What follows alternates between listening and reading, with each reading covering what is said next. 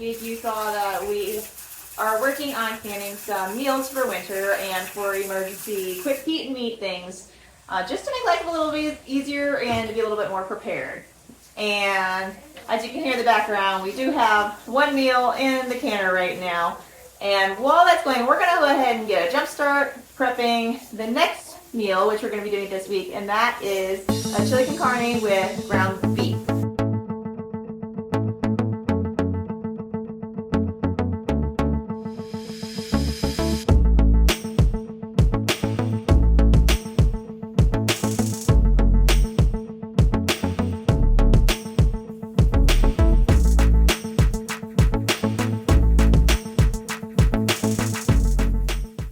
So Mom over here has started browning the beef for us, and when that's done, she'll also saute the peppers and onions, and then once this is done, we'll get on with the rest of that.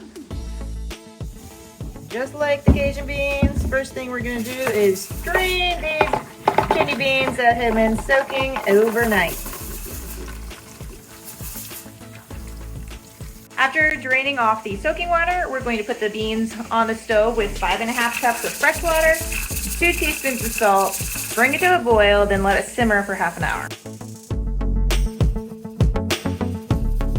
Okay, our 30 minutes are up, so we're going to drain these again, and then we will combine all the rest of our ingredients.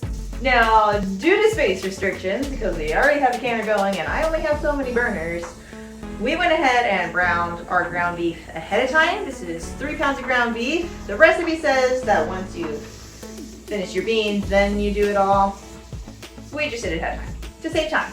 And since I only had so big of a skillet, we did our ground beef and our onions and peppers separately.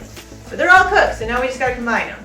So I have our beans in the pot. I'm adding the 3 pounds of ground beef.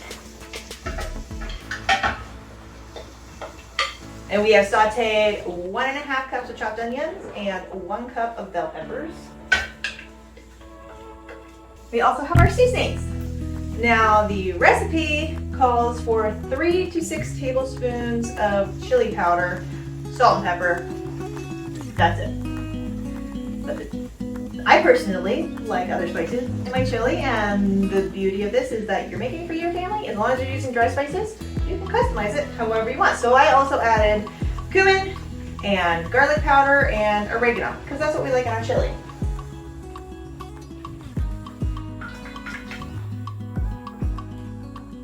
And last but not least is your tomatoes. In this case, 2 quarts of crushed tomatoes.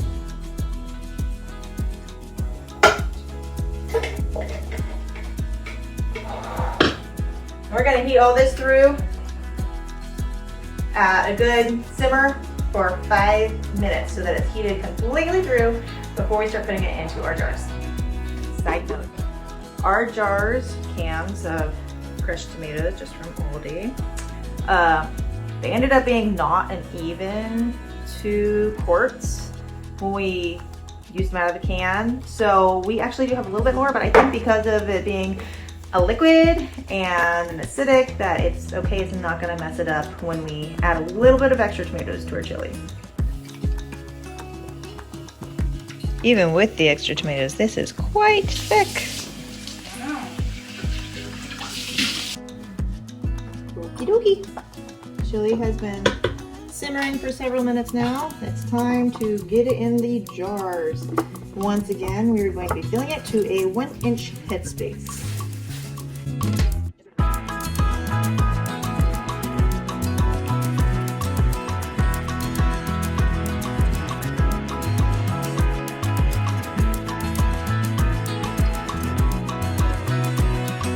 Now, if you look at the recipe as written, it's written for pints. I have a big family. A pint would not work. We would need like 3 of them. So I'm doing this in quarts, but with that, we're also going to need to increase the cooking time. So instead of the 75 minutes it calls for in pints, we're going to do for 90 minutes at 10 pounds of pressure in the pressure cooker canner. The jars are full with a 1-inch headspace. Mom has just gone through with a butter knife, or if you have one of those canning stick things. Yep. Yeah, just to make sure there aren't any air bubbles trapped in there. Then we're gonna wipe the tops, put the lids on, put the rings on, and put them in the canner. Again, just 3-finger tight on the lids. You don't want to crank it down or your lids will buckle. Ready for the canner.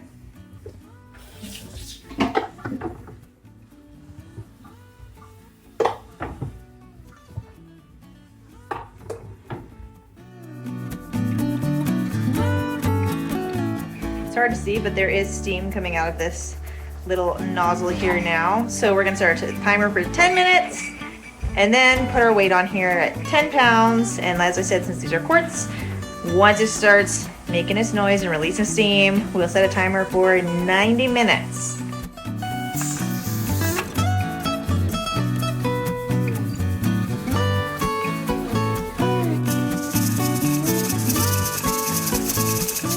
Okay, chili has come down from pressure. It's time to take them out, put them over to cool before we check the seal.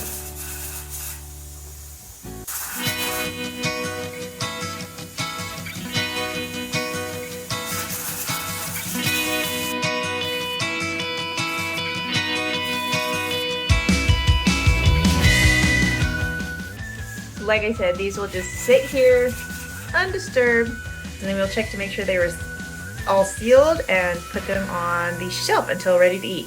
When it is time to eat, we will simply warm them up till it's heated through and chili is ready.